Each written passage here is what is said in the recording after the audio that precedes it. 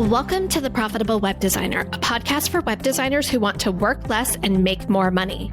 I'm your host, Shannon Mattern, founder of the Web Designer Academy, where we've helped hundreds of web designers stop undercharging, overworking, and create profitable, sustainable web design businesses. Hello, everyone, and welcome back to the Profitable Web Designer podcast. It is everyone's favorite episode, our monthly income report. This one is for April of 2025, and I am joined by my co-host and client success coordinator, Erica Nash. Erica, welcome to the podcast. Hello, everyone. Thanks for having me. I've gotten so much good feedback about having you on the show and how much people love these interview style episodes and your insights. So I love it too. So I'm just really glad that you're here to lead me through this conversation. Amazing. That's great feedback. I'll receive that. So for those of you who might be new to the show, maybe you found me through the Simply Profitable Designer Summit or the Page Builder Summit or any of the other events that we've been doing. I have done an income report on my podcast for many, many years now. I used to have an old podcast called Pep Talks for Side Hustlers. I did an income report on that show every month. Then I took a hiatus from doing income reports between ending that podcast and starting Profitable Web Designer. And I kept that hiatus up because I was like, well, I don't do web design anymore. My business model is different. I'm a business coach for web designers. I sell a group program. I don't sell one-on-one services. How much I make, how much I spend, all the lessons learned along the way, kind of irrelevant to someone who has a web design business where they're providing services. And so I stopped doing the income reports. And I also missed out on all of the insights that I didn't know I was getting from reflecting on the numbers and the lessons and all of the things. And so long story short, we decided to bring income reports back, I want to say halfway through 2023-ish. Sounds about right. And then we did them all through 2024. And here we are. And we're never going to not do them again. So it's our hope that you take away lessons and just different things. There's so much that happens with our money mindset that goes into how we market, sell, run projects. And we're here to talk about all of it. So my good friend and business coach, Alicia St. Germain, always says leaders go first. So I'm always like, I'll go first. I'll talk about the numbers. I'll share everything, the good, the bad, the ugly. So that's what this episode is all about. And Erica's here to ask me all of the questions that everybody wants to know about the business and the money and the lessons. So with that frame of reference, Erica, I'll hand it over to you to kick us off.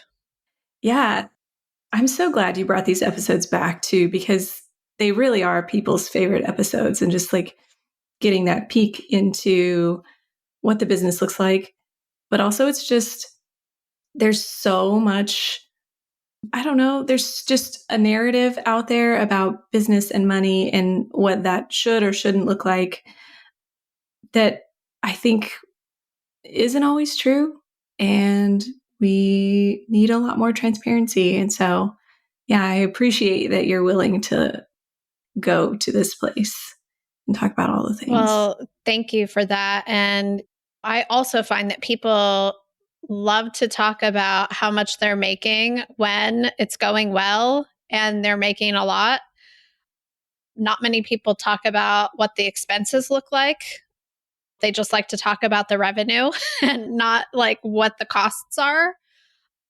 And I just think that that's really important to look at. And it's, it's selfish for me too. Like I need this, and this is part of my coaching for myself to go through this. So yeah, I think transparency is incredibly important, not just like from me to everybody listening, but like with ourselves, right? To like really be willing to like look at the numbers, look at the data, and notice what stories you're telling about it, what else might be true, because we get in our own way so much just with how we are thinking, and we don't even realize like, oh, we don't have to believe everything we think. Not everything we think is true. The stories we tell ourselves are so important, and we get to decide what those stories are and make sure that they're creating wanted results for us. So that's really what this is all about for me, is to tell the stories that are going to get me to my goals and acknowledge where things didn't go the way that I wanted them to, and everything in between. So, yeah. I love it. What a great way to go into our questions. So, how much was the total inflow in April 2025, and where did it come from? Yeah, so our total inflow was $19,402.24. And that was Web Designer Academy enrollments. We had some new students enroll in April.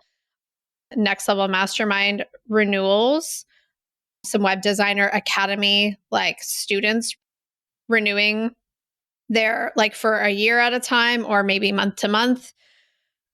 And so the majority of that is Web Designer Academy and Next Level Mastermind. Some of it is our Marketing Momentum membership, not as much as I would like that to be, but we're working on growing that. And yeah, so it's a lot of recurring revenue, some painful renewals. But yeah, it just comes from our flagship core programs, the Web Designer Academy and our Next Level Mastermind. I love it. It was so fun to see some of the new students come in and some of our students that chose to re-enroll. It's just always exciting. I love it. It's my favorite. Yeah, it is. So what was the total outflow? Where did it go? Total outflow, $20,988.81. And half of that is our payroll. So Eric and I are W-2 employees of the company. She's part-time, I'm full-time. We pay salaries on the 15th and the last day of the month.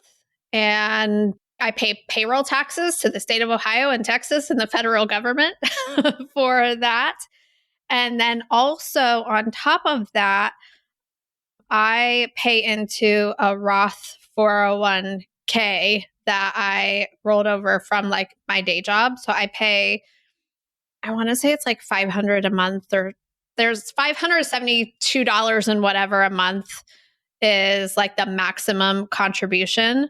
So I also contribute to my retirement account every month, which I don't know if I've mentioned this on the podcast before, but I noticed that in April, that payment hit twice on the first and the 30th of the month. I was like, why is payroll like $500 more? Like, oh, because just the way that the dates fell.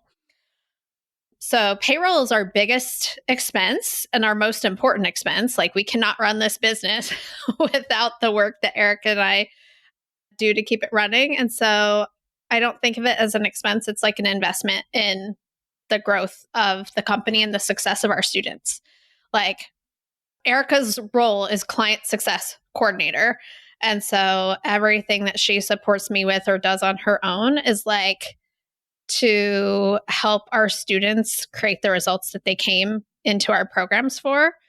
And that's not an expense to me. That's like an investment in everybody winning. So I don't like to call the outflow expenses or it's my commitment to the mission and vision of the company. So that's that. Our software expenses were about $2,500, like our software, like all of the subscriptions for all of the tools that we use to run the business. There is a long, long list. And they were about $2,500 in April. And April is the month that all of the annual WooCommerce subscriptions renew. So I had to 2 years ago move everything and like change the way we were taking all of our payments. on everything through WooCommerce. If you want the whole backstory, you can go listen to episode, I think it's 47. But I have a big expense every April of the annual renewal of all of the plugins that I use to accept payments online. And we're actually shifting away from WooCommerce as part of our like brand refresh, rebuilding things, rebuilding some systems on the back end. We're using a tool called Spiffy, a checkout tool called Spiffy. And that's been working well, but there's like a transition period of people who are on payment plans through WooCommerce, people starting new payment plans. So I would expect I'll be paying for WooCommerce at least one more year. It'll have to happen again in 2026. But after that, not paying for like WooCommerce, but all of the subscriptions, the premium plugins that make it work. So I won't have to pay for that maybe in 2026. And then also, what was out of the ordinary was a quiz tool that we're going to be testing called Outgrow, because we're developing a quiz to help our new website visitors kind of figure out like which of our offers or programs or resources are the best fit for them based on our business journey. Because part of this brand refresh that we're doing, it's not just a paint job. It's like really looking at our entire customer journey and reworking that and how we support the people coming to our website and finding the right resources that we have for them. So that was about $2,500. Marketing, that's our next biggest expense. So that was about $5,500. Included in that is our conversion rate optimization that we do with Lee Scott of Xanatine Consulting. And again, that's just strategy more than anything. And actually 2 payments hit in April for that. So that was just the way that things the way the money flows. For some reason, 2 payments came out in April. Also, our brand refresh project with Erica Nash of Riot Creative Studio, her real gig. And then also I sponsored the Page Builder Summit. So we did a featured speaker sponsor of the Page Builder Summit because historically that event has been one that people tell me when I say, when they join the Web Designer Academy, I'm like, how did you find us? They're like, Page Builder Summit. So it makes sense to support events for more exposure that I think will create a return on investment for me in the future. So that was marketing. And then $1,100 to our line of credit repayment that I'm still working on from our no good, very bad 2023 year. So yeah, that adds up to about the 20,000. And so we pulled $1,586.57 from our cash reserves to cover that gap. So yeah, that's April. And I think last month I mentioned like every single month I'm like spending as much as we make. And what's that about? And I know that it's been a deliberate decision to make some investments like in the brand refresh and things like that I'm already starting to see the payoff in terms of time and capacity and just being able to do more things. And so I made that deliberate decision. And then also every month I look at it and I'm like questioning, but not really questioning. Do you know what I mean? Just that fear that we all get, like, did I make the right decision? But I know I made the right decision. But that old voice is still like, you took a big swing. What if it doesn't work out? But at the same time, my mind goes, staying where I was not an option. And we were just kind of chatting about this before I hit record.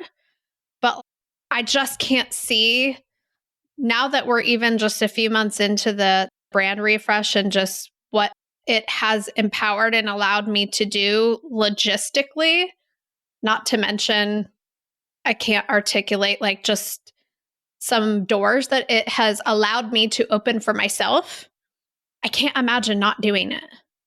Yeah. So how could it not be the right decision? So those are my thoughts there. Yeah.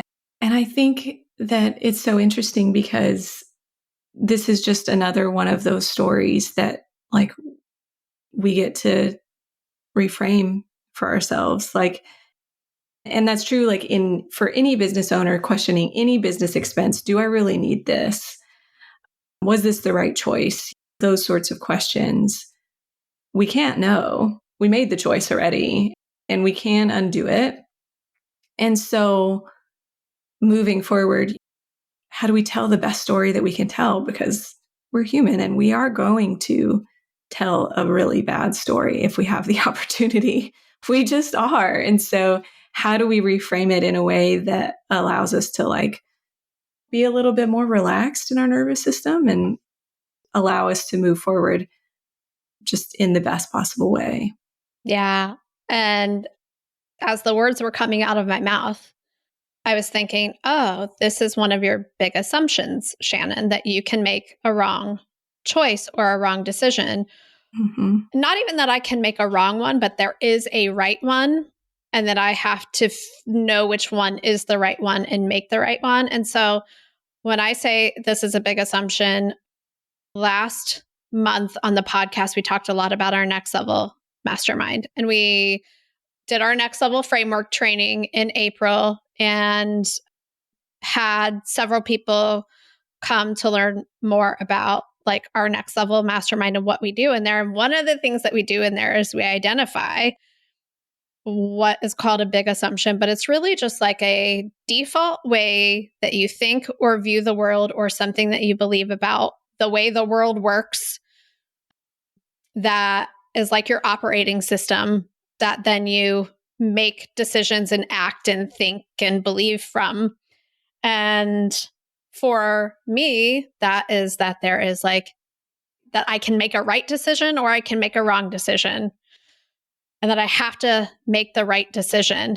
And as I was like saying it, I'm like, oh, there it is. There's the thing. Like, you know, when I'm like, oh, when I look at the numbers and I look at the decision that I made several months ago to make an investment in this, knowing that the timeline for return is not instant and that the return is much more than monetary and that it's going to unfold in many, many ways that I can't even predict.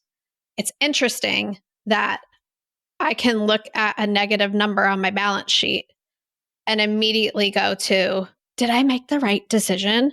Which assumes that there's a right decision to be made. Mm-hmm. And it's just a pattern. It's just a thought pattern that I get to just be like, oh, I notice I'm wondering if I made the right decision. I notice I'm thinking that there is a right decision. I don't even have to like go down that thought path anymore. And I can just be like, okay, yeah, I notice I'm thinking that. Moving on, because I made that decision for a reason and it's going to play out how it's going to play out. And there's so many variables and I'm seeing it through all the way to the end. And so it's just really interesting how once we know those sneaky little ways that we hold ourselves back or get in our own way or sabotage, that we can just see them for what they are and move on. Mm-hmm. I imagine that a lot of people listening resonate with the idea of like making wrong decisions or there is a right decision. So do you have a permission slip for that one that you, or like a mantra that you use to combat it? So interesting. I don't think I've created a permission slip or mantra for that one, but I think that in this moment, I'm like, there are no wrong decisions. I've heard this said before. It's just like, it's that you make the decision and then you make the decision you just decide it was the right decision. Yeah. And let whatever the outcomes are play out. And that's what was supposed to happen. And you were supposed to learn whatever you were supposed to learn from that. And maybe it's not what you think it was like going to be, right? Mm-hmm. maybe the outcomes and the learnings and the lessons aren't what you intended, but there's always a payoff in your favor. Yeah. No matter what, even if it doesn't look like what you thought it was going to look like. And so that's kind of I think back to the hypnosis episode that I did with Lauren Best, who came to our next level retreat. She hypnotized me on the podcast. And then we had a conversation afterwards, kind of debriefing what that was all about. And what we talked about was all about like certainty and like feeling okay, not knowing what's around the next corner, but just trusting. And I think that that's all tied into this. If there are just decisions and they're not right or wrong, they're just leading you to the next thing. And there's a million different paths that you could take. And I kind of think about this because right now, Erica is learning Elementor. She's not been a WordPress designer up until now. And she's made the decision to learn WordPress and learn Elementor. And she's like taken to it so fast. And also realizing that there are like 100 different ways to get to the same outcome. And some things lead you to an error, or some things like look different than how they looked 2 days ago or whatever. But none of it was wrong. And that's kind of like the analogy that I get to remind myself. It's like, oh, the way I think about that is like the way I get to think about my business. They're just choices, and I'm just making a series of choices that are leading me towards where I want to go. And I might not know how fast or if I'm taking a detour. I don't know, but I know I'm just going to keep moving forward till I get where I want to go. Yeah. There's so much of that I resonate with. And I'm like, those are the stories that I need to be telling myself. Because one of my big assumptions is about having all the answers before I do make decisions. And that was the one that we worked on last November at the Next Level Retreat. And I've made a lot of progress on it. I have seen leaps and bounds where even things like learning Elementor, like I kind of put myself in a situation where I'm like, okay, I'm doing this and I'm learning as I go rather than the other way around. And I still find myself sometimes like in that place where I need certainty. I need more information so that I can be, and it's about security is what it is. It's really about security so that I can be secure in whatever might come next. When in reality, it's just like that. If I was able to see those things, I would be just as stuck. You know, if I was able to see what was around the corner, I would not go. Right. I wouldn't. And security comes not from knowing all the things. It comes from knowing that you're capable and resilient no matter what happens, whether you foresee it or don't foresee it.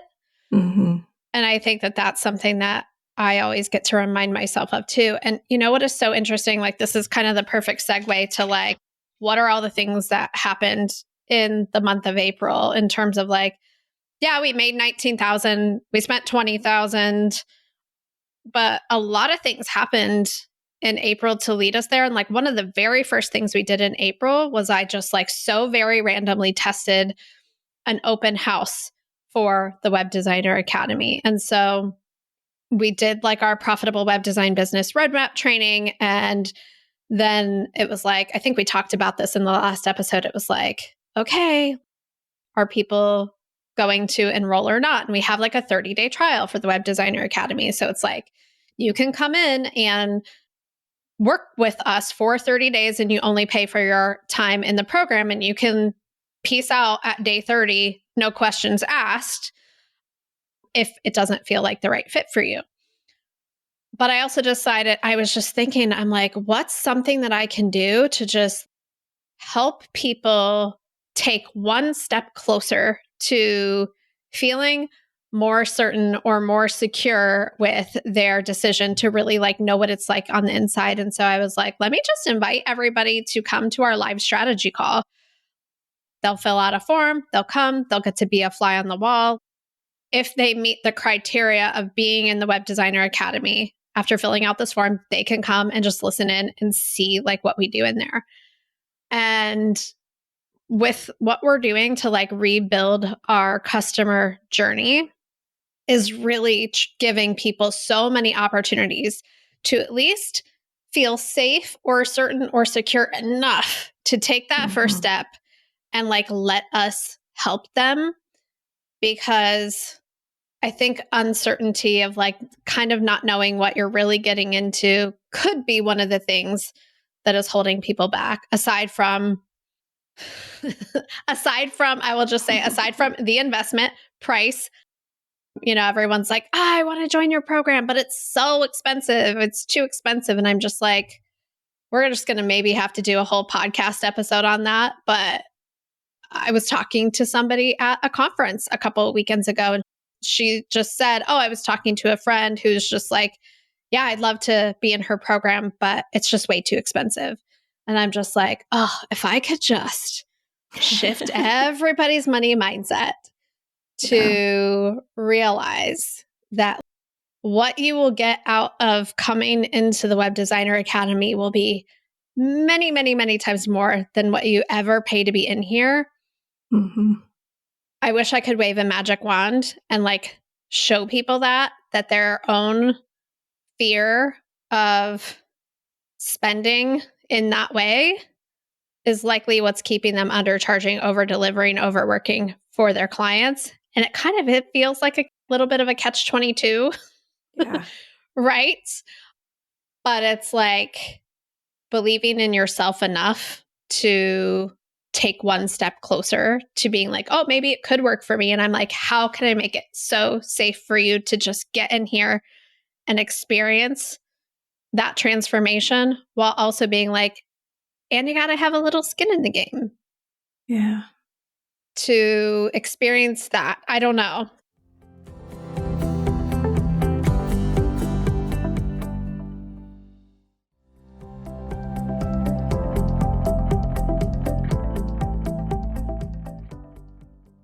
That was like a little bit of a ramble, but the open house was like, it's kind of like the first step to being like, this is how this is different than anything else you've ever experienced before. Yeah. I'm so glad that you decided to do that. And I mean, so far that's proven to be like a really important piece for the students who attended and then decided to enroll.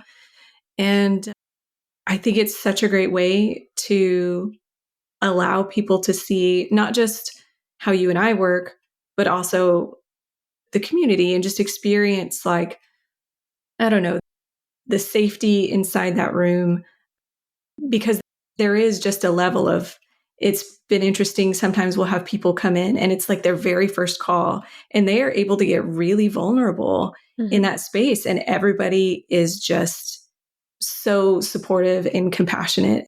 And so I think that that's a really important part of that open house piece.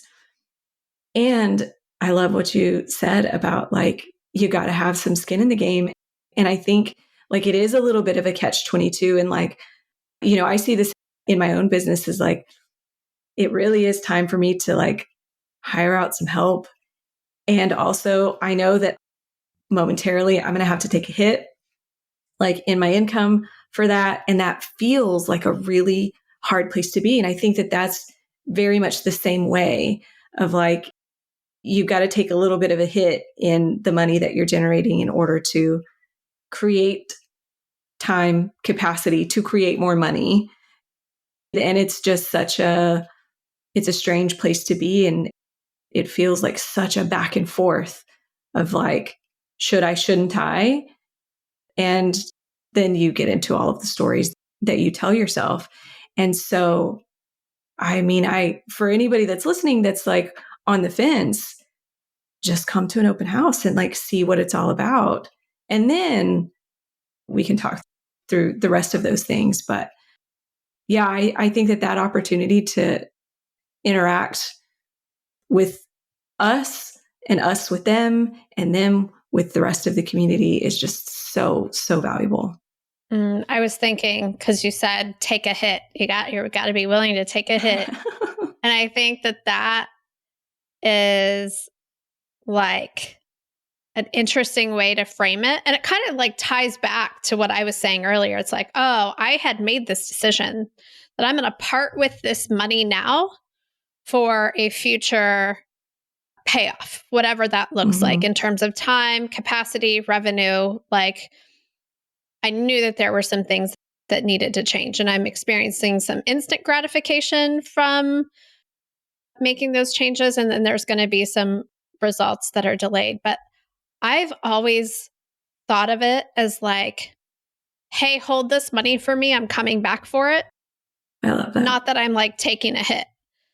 Like whenever I invest in coaching, or now I'm no longer investing in coaching, I feel like I have the coaching support that I need. I'm investing in working with you and working with Lee at Zainatane and working with a few other people.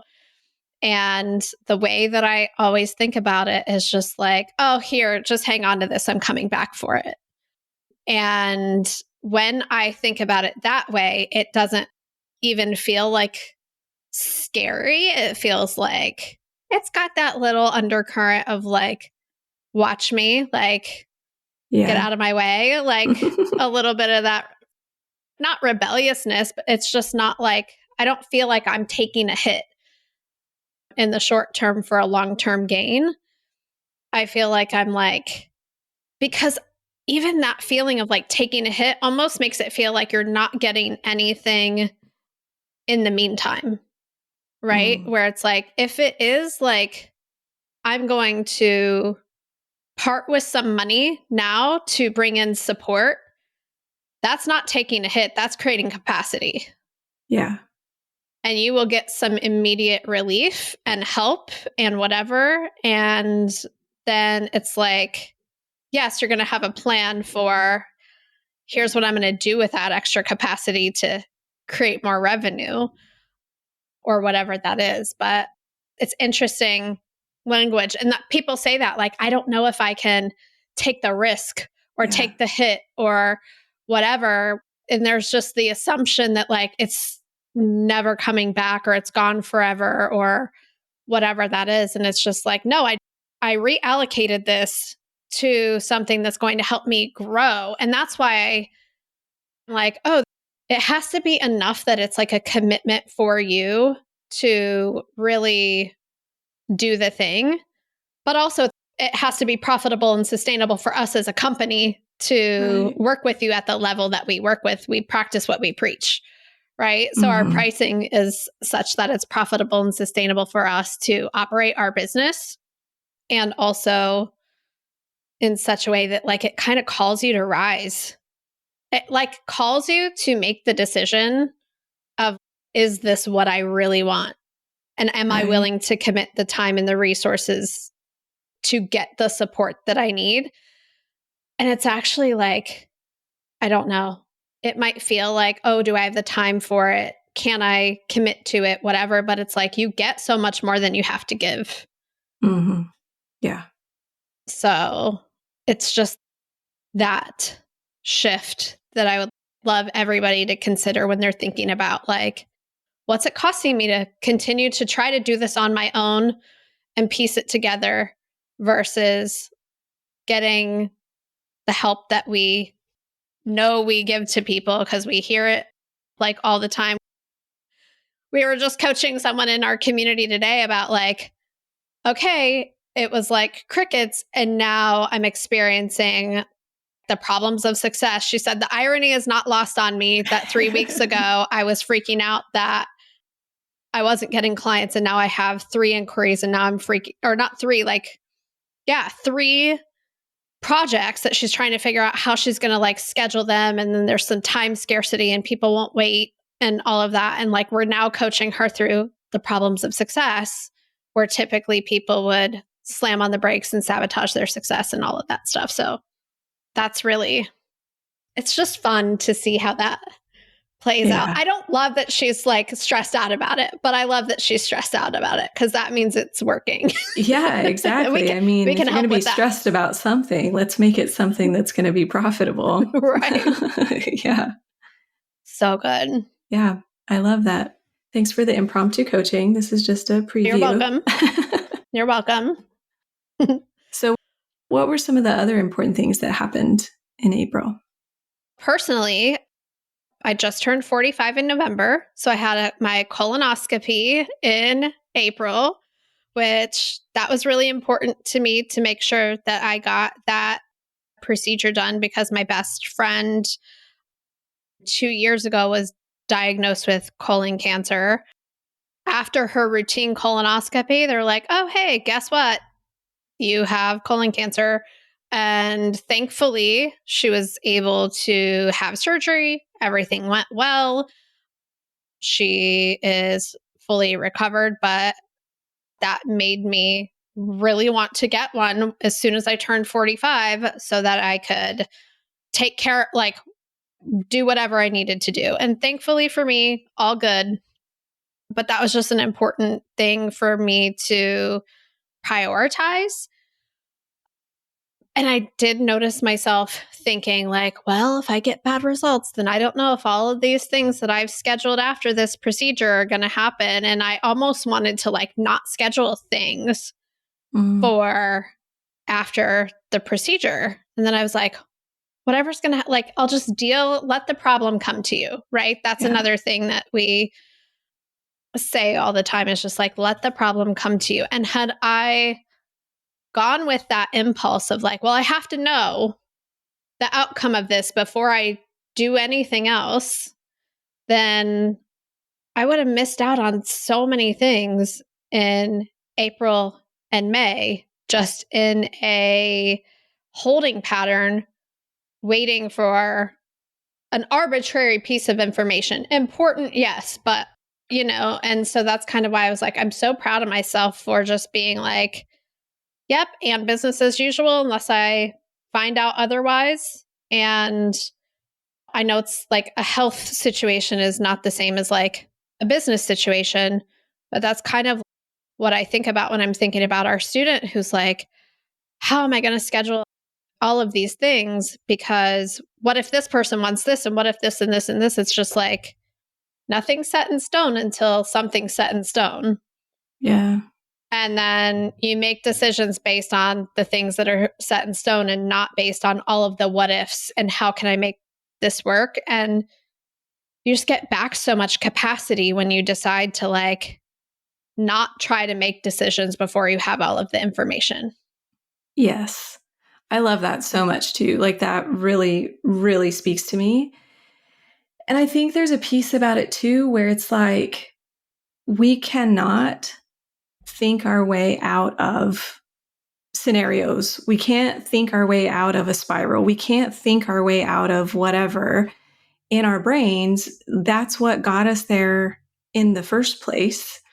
And so, if you're having the thoughts of like, well, I can't make decisions until, XYZ happens, and that's not something you have control over, like those are the things that keep you stuck. And so we have to take action to keep moving forward. And like you said, let the problem come to you. And the hardest part of that, right, is like trusting that when that problem, or if that problem, because it's not a guarantee, right? If that problem does come to you, that you'll be able to figure it out, whether it's on your own or with your community or with your trusted people in your circle. So I just think it's so important. And I love that you didn't let it keep you in that place, in that kind of holding pattern, and you took action instead. Yeah. And one of the things that I had scheduled kind of came out of a retreat that I went to with my mindset coach, Alicia St. Germain, in February, where there were other people there in different industries other than web designers. So a lot of the things that I do in the spaces I put myself in are typically web designers. Like, we're all kind of doing the same thing. And obviously, because I'm building a business that serves web designers, that's where I prioritize putting my time. But Alicia hosted this retreat and she invited all types of entrepreneurs to this retreat. And so I'm hearing them talk about their challenges with pricing and boundaries and imposter syndrome and people pleasing and undercharging and over delivering. And I'm like, hold on. And our podcast producer, Phyllis Nichols of Sound Advice Strategies, she listens to every single one of these episodes because she produces this podcast. And a couple weeks before the retreat, she was like, hey, can you help me? I hear you talk about like your packages and different things that you do on the podcast. She's like, can you help me put together some packages for my podcast producing? And I was like, I've got to teach you our package matrix strategy. Let me just help you out. Let me just like give this to you and you can structure your offers, because she was having a lot of the same challenges. I'm scared to raise my prices. What if I lose all my clients?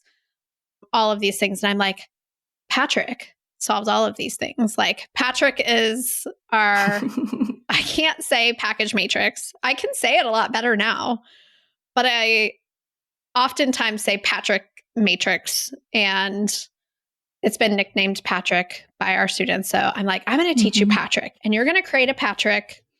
And she was at this retreat. I didn't even have to say it. I'm just like listening to people talk about this. And Phyllis is like, oh my gosh, Shannon has to tell you about Patrick because Patrick's going to solve all of this.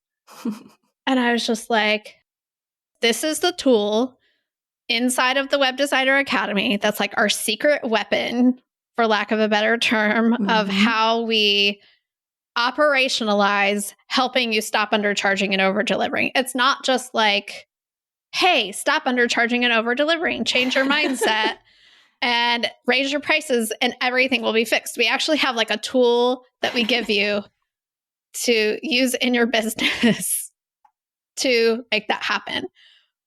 But I kind of keep that tool tucked into module whatever of the Web Designer Academy. That might be a discussion for another podcast episode. But it was at that retreat that I was like, oh my gosh, I could teach the package matrix strategy to service providers outside of the Web Designer Academy, and it could like really help them. And so at this retreat, like it was like at the end, it was like, what's one action that you're going to do? And I'm like, I'm just going to schedule a workshop on April 10th. And I'm going to do the exact same thing, marketing strategy that I teach our Web Designer Academy students to do, is to reach out to my friends and people in my network and say, hey, I'm doing this thing. Do you know anyone who would like to attend? And I had like 16 people there. And I was like, what is happening? So I teach the package matrix strategy. I was like, listen, this is total market research. I'm curious if this strategy resonates with you, if it makes sense to you, whatever. I taught it to a ballroom dance studio owner. Let's see, someone who does consulting for AmLaw 100 law firms. Gosh, who else was there? Podcast producer Phyllis was there. Nancy does digital marketing strategy. Somebody had a physical subscription, like a subscription box or something. I can't remember. I don't know, but there was like a plethora of different types of business owners there. Accountants and CPAs, just so many different things. And that was like the realization that I was like, oh my gosh, I have been keeping myself safe in my comfy little comfort zone of teaching package matrix exclusively to web designers, because I didn't realize that I didn't think I felt qualified to teach pricing strategy to any other industry. And that was a huge, huge, ginormous breakthrough for me in the month of April, where I was like, oh my gosh, I am keeping myself so small and safe by only talking to web designers. And like a new bio emerged from that. Like I'm a pricing coach for service providers, a new, not new, but like an adjacent strategy of taking the package matrix on the road, so to speak, to service providers. I've presented on it in a couple of different spaces now and gotten feedback that people are like, wait a minute, what? And my friend Phyllis, who's this podcast producer, she was like, I've been in sales for 30 years and this blew my mind. And I'm like, okay, but, and then I had a hard time like believing that it was actually that big of a deal. But it's because I keep myself safe in a community that I feel like, I don't know, that I don't feel like I'm an imposter in. And so that was a huge deal to be like, oh, here's how I've been keeping myself safe. And it's time to make some stretchy, uncomfortable moves. And it was so uncomfortable to present that training to my peers who don't experience me in that type of a role ever. And I don't know. So it was definitely a month of like growth and stretching. Yeah. So I'm just curious, like how that was uncomfortable. You knew it was uncomfortable. You had your like comfy, cozy space where you feel really safe. How did you make yourself take that step outside of your comfort zone where it felt a little risky? Well, I didn't realize how uncomfortable it would be until the date was approaching. Mm. And I think for me, same thing happened with Josh Hall's Web Designer Pro conference. I spoke in person at that on May 2nd. When Josh invited me to speak, I was like, yes, absolutely. I'll just come talk about whatever you want me to talk about. And then as the day got closer, I was like, oh, wait, I'm standing up in front of real people.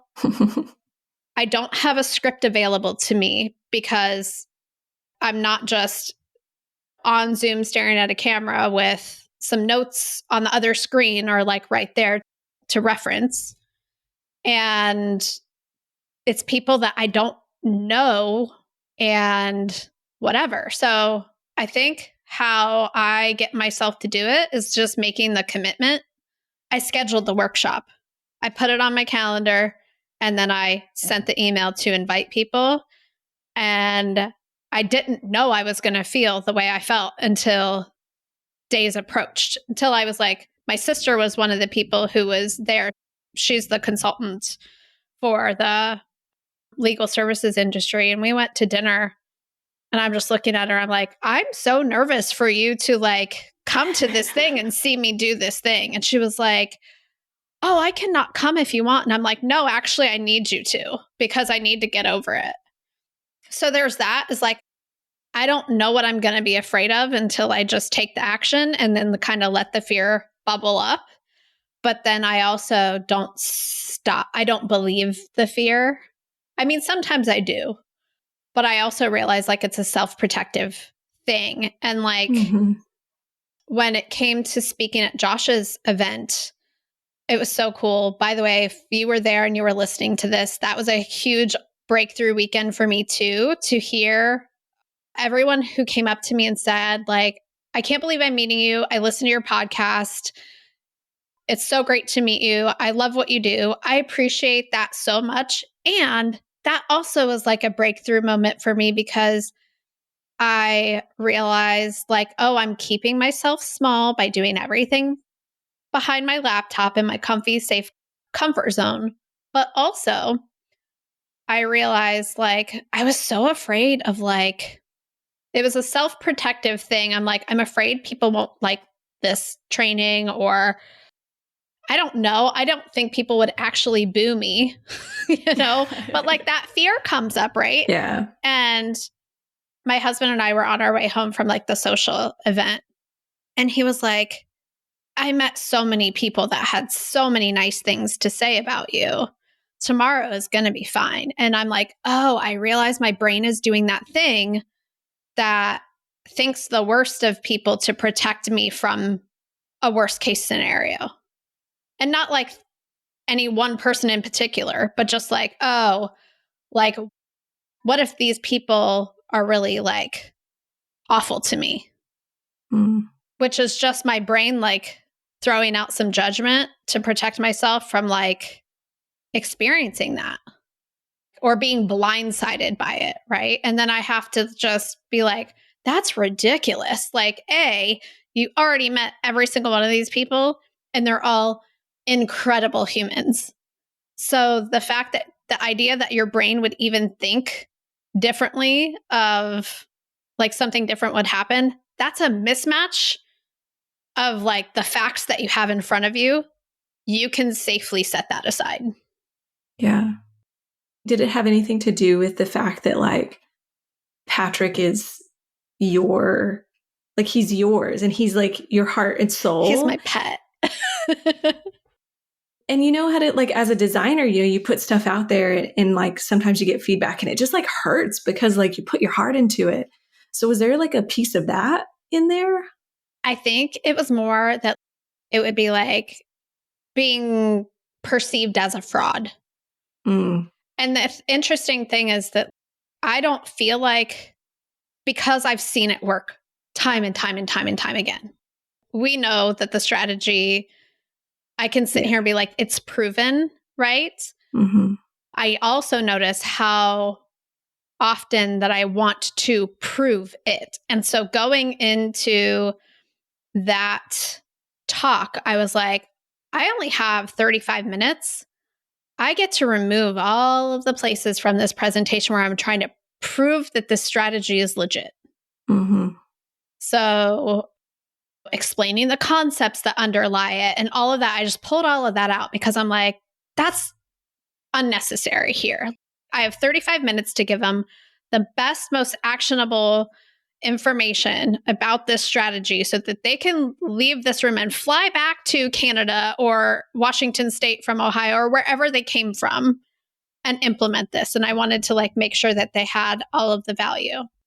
And so it wasn't so much, it was like the juxtaposition of like the old me who hoards Patrick and has the belief that like if people know what this is, then they'll just never buy the Web Designer Academy. They'll just reverse engineer it and I'll lose everything, right? The big time bad, the big assumption. Like there's no value in anything else we do in the Web Designer Academy if Patrick isn't kept under wraps, which is so ridiculous to say it out loud.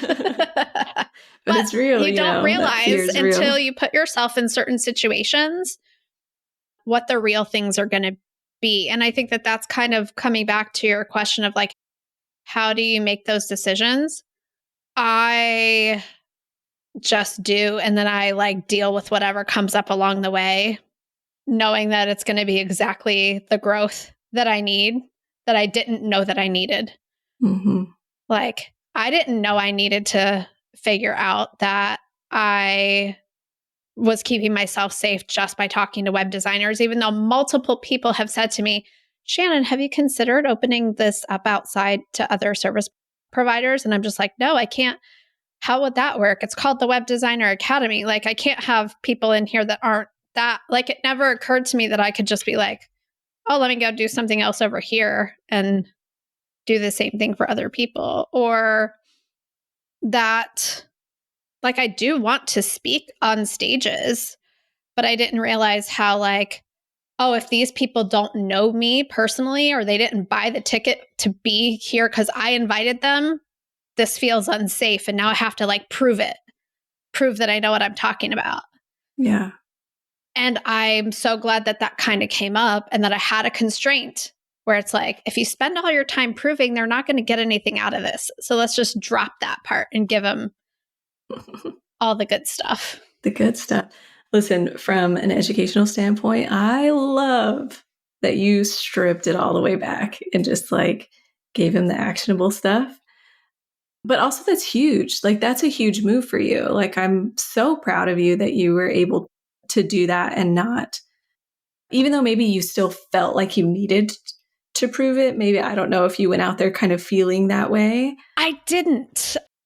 I didn't. I was very Good. aware of like, oh, this proving is holding me back. By that point, I'm like, oh, I get to like shed this weight that I've been carrying that like I have to justify or prove or whatever. It's just like, how many years and students and examples do we have of this working? And one of the people that I taught the strategy to on that April 10th workshop, we just had coffee yesterday. And she was like, Shannon, I cannot wait to give you like a real testimonial. She was like, I Patricked 5 proposals in the past 2 weeks and generated $150,000 of revenue for my company. Stop it. That's amazing. I was so freaking excited for her. But then I was like, but you would have made that without the package matrix, right? And she was like, no. Like, because I was just looking at her like, I know you're amazing. I know you're great at sales. That didn't help you, did it? And she just looked at me like, what are you talking about? That's so funny. So that's it's amazing. Like, yeah, it's so cool. And so all of that being said, and I know we're kind of coming up on the end of this podcast episode, I'm thinking of creative ways to create safety for myself and to be able to teach the package matrix strategy outside of people having to be in the Web Designer Academy, but in a way that does honor the value of the strategy, because I still think that it's something that is not like, I'm not going to just be doing like free Patrick trainings after my market research period is done. Mm-hmm. I have one more Patrick training scheduled on the service provider side that's like a market research type of thing, which I haven't even advertised, and like people are finding it and signing up for it. So like all of these little experiments that I'm doing and just being like, maybe I don't have to know how this is all gonna unfold, and I just get to like follow the threads and the breadcrumbs. And there are so many more threads and breadcrumbs that we don't really have like time to talk about today that I'm like following, and like little synchronicities of things that are happening that I'm like, that are showing me the path instead of me trying to cut the path. Yeah. You know? Which is so much less work. Yeah. Isn't that crazy? So much less work. Just take your foot off the brake instead of put some gas in the car versus just trying to push it. So, yeah, so many big breakthroughs that if I hadn't put myself in some stretchy situations because those decisions were towards things that I want, I wouldn't have uncovered what's been holding me back. And I kind of think like, I know decisions you're making in your business are causing you to stretch a little bit more and then like reveal to you where your work is. And then you're willing to do the work instead of like pulling back. Yeah. I mean, it would be really easy to pull back, but also like where I am is not where I want to go. And so that's the trade-off is like, okay, well, now we get to do like this deep kind of messy work sometimes, or we get to do the work, this deep work. Sometimes it's going to be messy. And on the other side, it's going to be so worth it. And so it's just really learning to identify those opportunities and then like take care of myself while I'm in the midst of that deep kind of messy work. So, I've really learned to like love the breakthrough, I guess. I think that I get so excited when I figure out how I've been in my own way. I'm like, oh my God, like I don't really beat myself up. I'm sure there was a time that I did beat myself up about like, oh, I should have known, or I didn't even realize I was doing this to myself. Oh, if I would have figured it out sooner, I might be so much farther along. Like, I don't think like that. I'm just like, oh my gosh, I just realized that I didn't even know I was just staying in the web designer world because I was feeling like an imposter stepping outside, and then I could come up with 10 other reasons why it was a bad idea to go outside, versus I delight in those instead of being like degrading myself over it. I love that. That's incredible. And I was thinking about this episode, recording this episode, I've seen it on my calendar and stuff like that. And I was just really excited to talk because April felt like a really special month. And I know that there were a lot of things happening, and you've had some breakthroughs. I had some breakthroughs, and it just felt like a really special month. And I was like, oh, I'm just so excited for like what's to come. It's going to be amazing. Me too. And we didn't even really get to touch on where we're at in the brand refresh process. But I mean, we're kind of in the thick of things. Like, we're applying the branding to website page templates and like planning out the structure of the new website and planning it out in accordance with like the customer journey and all of the things that we've learned with all the things that we've tried. And so we're kind of really like behind the scenes, I don't know, like preparing for the build. And I'm using new branding in slides already. We decided we're not waiting for a big reveal. So if you go to webdesigneracademy.com now, you'll see a little banner at the top of the screen that's like, hey, take a peek. And then you can actually sign up to get Erica's full brand refresh case study with all of the videos of all of our back and forth, all of the decisions, the messiness of it, the places I got scared, like the places where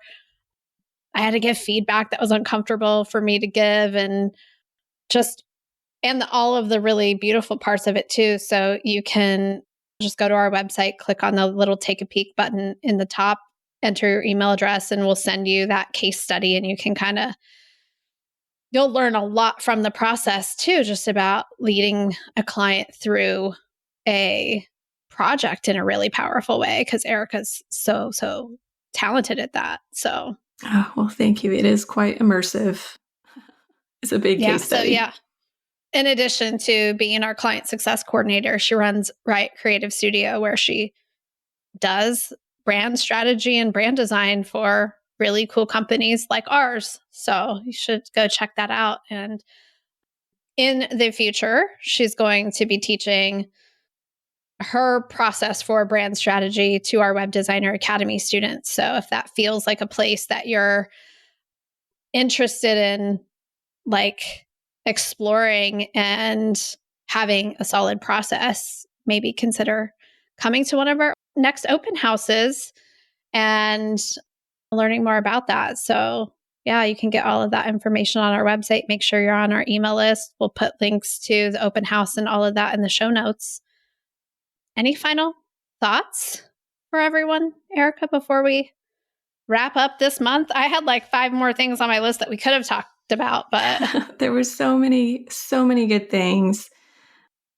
I just think like a thought that kind of came to mind talking about, the brand process, but also the web design process is like, I think it's just so important to have people that are willing to demystify things for you, because sometimes it feels like things are kept behind a curtain that it's really hard to understand. If you like me, I'm self-taught in everything, and I'm finding that the majority of web designers, brand designers are also self-taught in most of the spaces. And it's just so much easier when you have somebody who's willing to kind of shed some light on some of the things that just feel like you can't quite crack it, or you can't quite understand, or whatever. And I think I'm going to toot our own horn, because I think we do a great job of that inside WDA. Well, thank you. And I feel like I wish we could change the conversation around being self-taught, like in terms of what we make that mean somehow, that like, oh, it's not good enough or whatever. But I also understand, like, when you are teaching yourself something that you don't know what you don't know. Yeah. Like being able to see what other people are doing.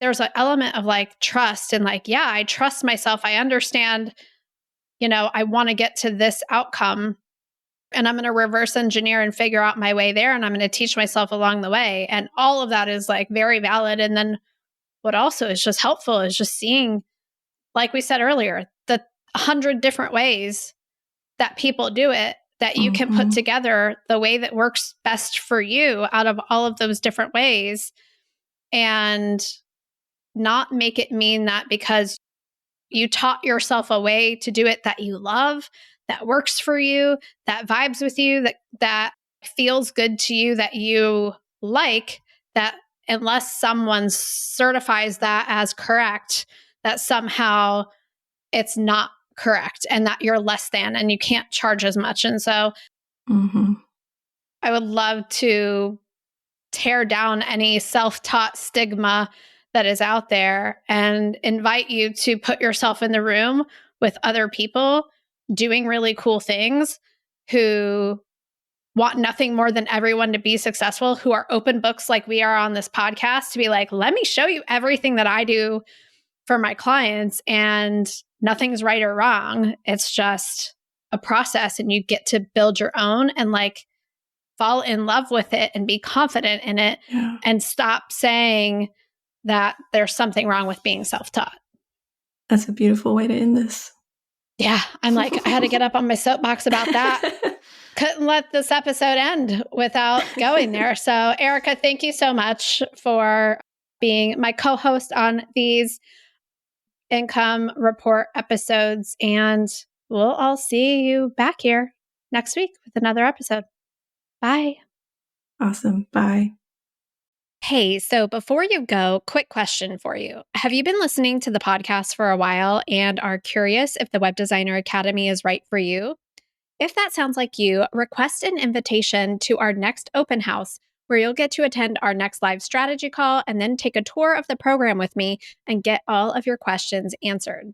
All you got to do to get your invitation is go to webdesigneracademy.com/open house. Fill out a quick form telling me more about your web design business and your goals. And if it looks like I can help, I'll send you a link to join us at our next open house. Zero pressure, zero commitment, just a chance for you to check it out and see if it's the right fit. To get the date and time of our next open house and request your invitation, just go to webdesigneracademy.com/open house. That's webdesigneracademy.com/open house. This podcast is part of the Sound Advice FM network. Sound Advice FM, women's voices amplified.